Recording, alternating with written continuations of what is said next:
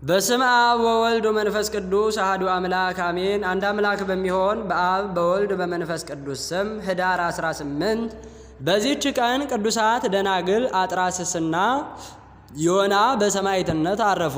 አጥራስስ ግን ጣዖታትን ለሚያመልክ ንጉሥ እንድርያኖስ ልጁ ናት። እርሱም ከሰው ወገን ማንንም እንዳያያት አዳራሽ ሰርቶ ለብቻዋ አኖራት። እርሷ ግን ስለዚህ ዓለም ኃላፊነት የምታስብ ሆነች። እውነተኛውን የቀናውን መንገድ ይመራት ዘንድ በቀንና በሌሊት እግዚአብሔርን ትለምነው ነበረ። ወደ ፍላጽፍሮን ልጅ ወደ ድንግሊቱ ዮና ላኪ፣ እርሷም የእግዚአብሔርን መንገድ ትመራሻለች የሚላትን ራእይ አየች። ከእንቅልፏም ስትነቃ በልቧ ደስ አላት። ወደ ዮና ድንግልም ላከች። እርሷም ፈጥና መጣች። ለዮናም ሰላምታ ሰጠቻትና ከእግሯ በታች ሰገደችላት። የእግዚአብሔርንም ሃይማኖት ታስተምራትና ትገልጥላት ዘንድ ለመነቻት። ድንግል ዮናም የእግዚአብሔር ልጅ ሰው የሆነበት ምክንያት እግዚአብሔር አዳምን ከፈጠረበት ጊዜ በመጀመር ልትነግራት ጀመረች። አዳም እንደበደለና ከተድላ ገነት እንደወጣ በኖህም ዘመን የጥፋት ውሃ መጥቶ ኃጢአተኞችን ሁሉ እንደደመሰሰ የእግዚአብሔርን ሕግ የጠበቁ 8 ሰዎች ብቻ እንደቀሩ ከዚህም በኋላ ዳግመኛ ሰዎች በምድር ላይ በበዙ ጊዜ እንደበደሉና ጣዖትን እንዳመለኩ እግዚአብሔርም ለአብርሃም እንደተገለጠለትና መርጦ ወዳጅ እንዳደረገው ከእርሱም ጋር ቃል ኪዳንን እንዳጸና እስራኤልንም ከግብፅ አገር እንዳወጣቸው የሰውንም ወገን ጠላት ሰይጣንን ከማምለክ ለእርሱም ከመገዛት ያድነውም ዘንድ የእግዚአብሔር ልጅ መምጣቱንና ከእመቤታችን ከቅድስት ድንግል ማርያም ከሥጋዋ ሥጋ ከነፍሷ ነፍስ ነስቶ ሰው መሆኑን ነቢያት እንደሰበኩ ነገረቻት።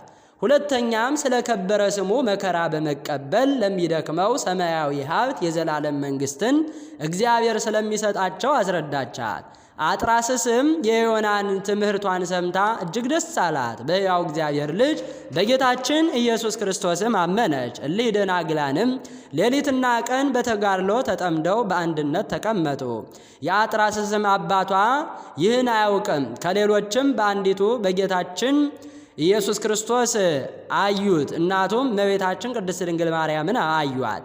እመቤታችንም ወደ ልጇ እግዚአብሔር እንደ ቁርባን አቀረበቻቸውና እርሱም ባረካቸው። ከዚህ በኋላ ንጉሡ ወደ ጦርነት ሂዶ በተመለሰ ጊዜ ወደ ልጁ አጥራስስ ገብቶ ልጄ ሆይ ወደ መሞሸሪያሽ ከመግባትሽ በፊት ለአምላክ አጵሎን ዕጣን ታሳርጊ ዘንድ ነይ አላት። አጥራስስ ድንግልም አባቴ ሆይ ነፍስና ሥጋህ በእጁ ውስጥ የሆነ የፈጣሪህን በሰማይ ያለ አምላክህን ትተህ ነፍስ የሌላቸው የረከሱ ጣዖታትን ለምን ታመልካለህ ብላ መለሰችለት።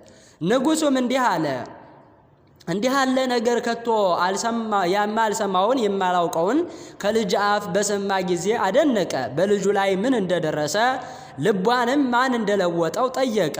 የፍላጽፍሮን ልጅ ድንግል ዮና የልጁን ልብ እንደለወጠች ነገሩት።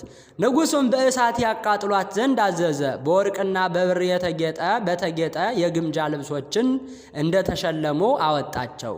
እነርሱ የነገሥታት ልጆች ስለሆኑ አላራቆቷቸውምና ታላላቆችና ታናናሾች ሁሉም ሰዎች ስለ እሳቸው እያዘኑና እያለቀሱ ወጡ። ነፍሳቸውንም እንዳያጠፋ ለንጉሥ ይታዘዙ ዘንድ ለመኗቸው። እነርሱ ግን ከበጎ ምክራቸው አልተመለሱም። በዚያንም ጊዜ ጉድጓድ ቆፈሩላቸውና በውስጡ እሳት አነደዱ። ነበልባሉም እጅግ ከፍ ከፍ አለ። ያን ጊዜ አንዷ ከሁለተኛዋ ጋር እጅ ለእጅ ተያይዘው ወደ እሳቱ ውስጥ ተወረወሩ። ፊታቸውንም ወደ ምስራቅ መልሰው በመቆም ረዥም ጸሎት ጸለዩ። ከዚህ በኋላ ነፍሳቸውን በእግዚአብሔር እጅ ሰጡ። እሳቱም እንደ ውሃ የቀዘቀዘ ሆነ። ምእመናን ሥጋቸውን አነሱ። ተጠጋግተውም ልብሳቸውንም ቢሆን ወይም የራሳቸውን ጠጉር እሳት ምንም ሳይነካቸው አገኟቸው። የመከራውም ወራት እስኪፈጸም በታላቅ ክብር ባማረ ቦታ አኖሯቸው። ከዚህ በኋላ ቤተ ክርስቲያን ሰርተውላቸው ሥጋቸውን በውስጧ አኖሩ። ከእርሳቸውም ታላላቅ የሆኑ ድንቆች ተአምራቶች ተገለጡ። ለእግዚአብሔር ምስጋና ይሁን። እኛንም በእሊህ በቅዱሳን ደናግላን ጸሎት ይማረን። በረከታቸው ከእኛ ጋር ትኑር ለዘላለሙ አሜን። በዚህችም ዕለት ከአባቶቻችን ከ12ቱ ሐዋርያት አንዱ ቅዱስ ሐዋርያ ፊልጶስ በሰማዕትነት የሞተበት መታሰቢያው ነው። ይህም እንዲህ ነው። ዕጣው ወደ አፍራቀያና ወደ አውራጃዋ ሁሉ በወጣ ጊዜ ክብር ይግባውና በጌታችን ኢየሱስ ክርስቶስ ስም በውስጧ ሰበከ። ልቦናንም የሚያስደነግጥ ድንቆች ተአምራቶችንም አደረገ። ክብር ይግባውና በጌታችን ኢየሱስ ክርስቶስ አመኑ። እግዚአብሔርንም ወደ ማወቅ ከመለሳቸው በኋላ ወደ ሌሎች ብዙ አገሮች ወጣ። እያስተማረ ሰዎችን ወደ ሃይማኖት ሲጠራ ኖረ። ከዚህ በኋላ ወደ ሌላ አገር ሂዶ የከበረ ወንጌልን ሰበከላቸው። ብዙዎችም ክብር ይግባውና በጌታችን አመኑ። ያላመኑት ግን ይገድሉት ዘንድ ተማከሩ። በንጉሥም ዘንድ ተወነጃጀሉ። ተወዳጅነትን ያገኙ ዘንድ ከዚህ በኋላ ቅዱስ ሐዋርያ ፊልጶስን ይዘው አሰሩት። ጽኑ ስቃይንም አሰቃዩት። እርሱም ይስቅባቸውና ከዘላለም ሕይወት ለምን ትርቃላችሁ? የነፍሳቸውንስ ድህነት ለምን አታስቡም? ይላቸው ነበረ። እነርሱ ግን ብዙ ካሰቃዩት በኋላ ዘቅዝቀው ሰቀሉት። ነፍሱንም በእግዚአብሔር እጅ ሰጠ። ሥጋውንም በእሳት ሊያቃጥሉ በወደዱ ጊዜ የእግዚአብሔር መልአክ ከእጃቸው መካከል ነጠቃቸው። እነርሱም ወደ እርሱ እየተመለከቱ ወስዶ ከኢየሩሳሌም አገር ውጭ አግብቶ ሰወረው። ይህንንም ድንቅ ተአምር አይተው ሁሉም በታላቅ ድምፅ የቅዱስ ፊልጶስ አምላክ አንድ ነው እያሉ ጮኹ።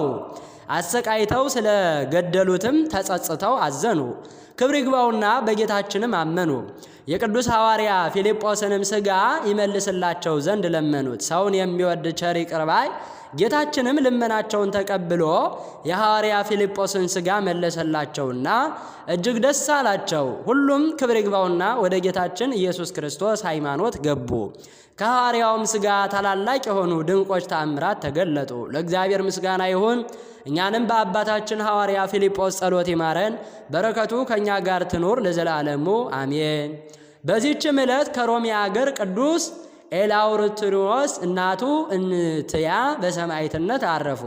ይህም ቅዱስ እግዚአብሔርን የሚፈራ አንቂጦስ ከሚባል ኤጲስቆጶስ ዘንድ አደገ። 17 ዓመትም በሆነው ጊዜ ዲቁና ተሾመ።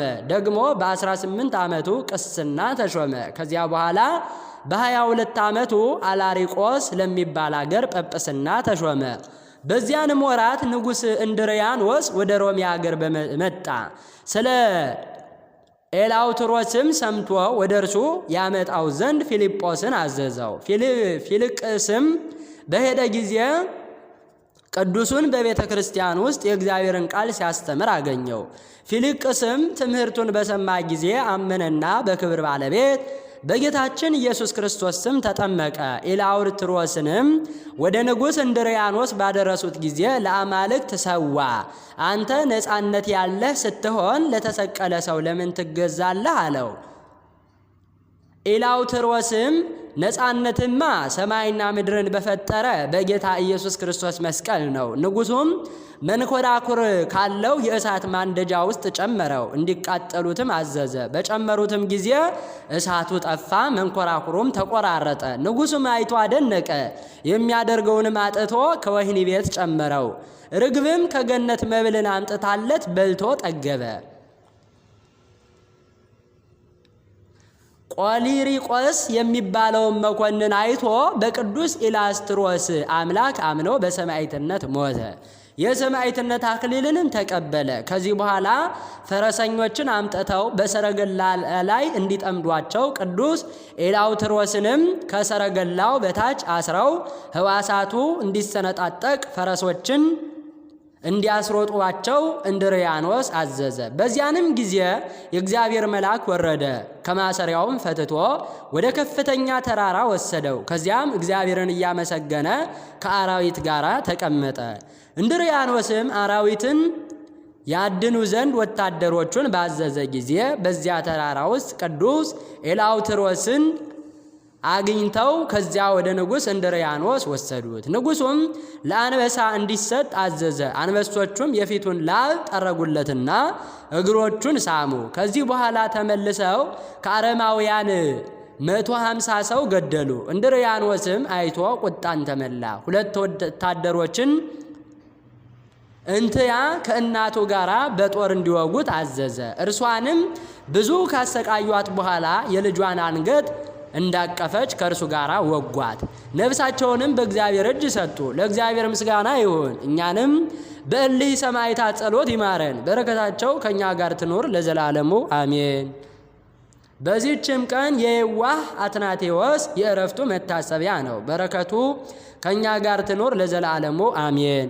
ህዳር 18 ቀን የሚከበሩ ዓመታዊ የቅዱሳን በዓላት ቅዱስ ፊልጶስ ሐዋርያ ከ12ቱ፣ ቅዱስ ኢላውትሮስና እናቱ እንትያ ሰማዕታት፣ ቅዱሳን ደናግላን አጥራስስ ወይወና ሰማዕታት፣ ቅዱስ አትናቴዎስ የዋህ።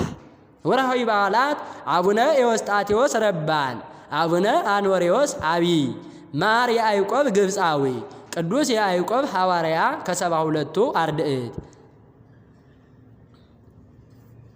ዘአቅረብኩ ማሕሌተ አዘኪርየ አእላፈ ምለተ ጸመርኩ ዘልፈ ለእለ ያነብብ ተወከፍ ዘንዴቴ መጽሐፈ እንተረሰይከ እግዚኦ ጻድቀ መበለት ወኮፈ እምህለ አብኦ ብኡላን ዘተርፈ ነቢያት፣ ቅዱሳን፣ ሰባኪያን፣ ሰማዕታት ወጻድቃን ወመላእክት፣ ትጉሃን፣ ደናግል፣ አዲ ወመነኮሳት ሄራን ባርኮ ባርኮ ጉባኤ ዛቲ መካን እስከ አረጋዊ ልሂቅ ወምንዑስ ሕፃን ለዘ ጻፎ በክርታስ ወለዘ ጻፎን ዘይደርስ ለዘ አንበቦ ወለዘ ተርጎሞ ልሳን ሐዲስ ወለዘ ሰምዐ ቃሎ በመንፈስ በጸሎተሙ ማርያም አራቂተ ኩሉ እምባይ ስቡረ ይማረን ኢየሱስ ክርስቶስ አሜን። ይማረን።